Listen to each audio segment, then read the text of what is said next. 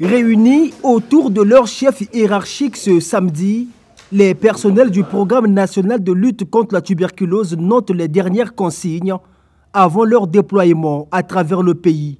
L'activité qui nous réunit ce jour est relative à une réunion de briefing des acteurs du programme qui vont se déployer à partir du 5 juin pour pouvoir intégrer des activités de dépistage et de traitement dans 26 nouveaux centres que nous allons ouvrir, qui sont repartis dans 23 districts sanitaires dans les 10 départements.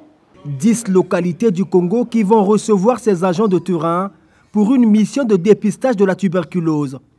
Imaginez le travail in situ, regardez les conditions de voyage, bref, tous les aspects ont été passés en peigne fin lors de cette réunion. La mission consiste donc à rapprocher les services de santé aux populations, une politique dynamique du PNLT.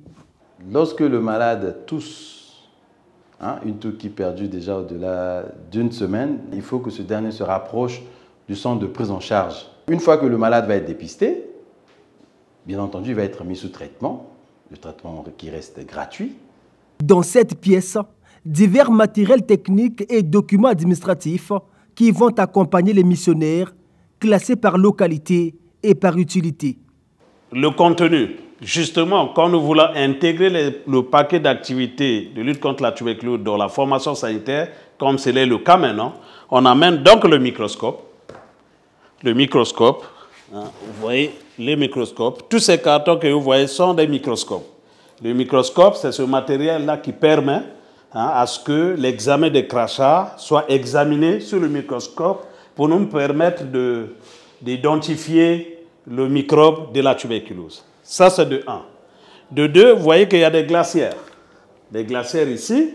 Il y a d'autres structures qui ne peuvent pas faire l'examen au microscope. Ils seront obligés de prendre l'échantillon ou les crachats, mettre dans la glacière et amener vers un centre qui doit faire l'examen au microscope ou à un autre type d'appareil qui est prévu pour le dépistage de la tuberculose, le GeneXpert notamment.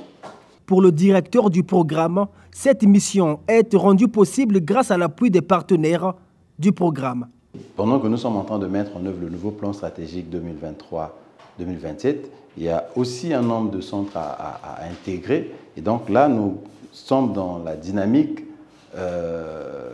d'intégration et d'ouverture des nouveaux centres.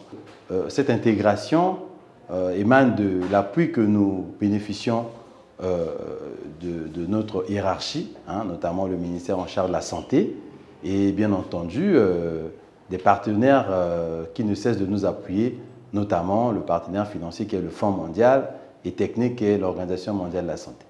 Fini le briefing, les personnels mis en mission devraient quitter Brazzaville ce lundi pour diverses destinations du Congo. Une mission qui fait partie des efforts visant à éradiquer la tuberculose sur le sol congolais.